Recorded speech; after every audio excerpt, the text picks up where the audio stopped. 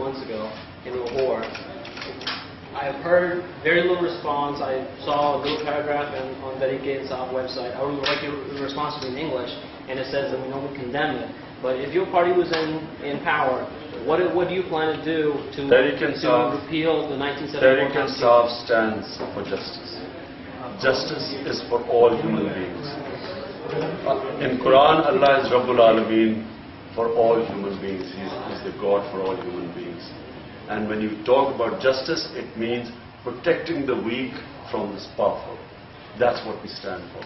And my guarantee is that in Tehreek-e-Insaf, there will never ever be injustice to anyone. So you plan on repealing the law, whether it's the belief system or anything. 1974 that labels any law, Muslims as non-Muslims? Any law that discriminates between human beings is unjust. So you plan on repealing it? Inshallah, Tehreek-e-Insaf will bring justice and protect everyone. Thank you very much. And Tehreek-e-Insaf is the one which will protect. We will protect the weak. Thank you.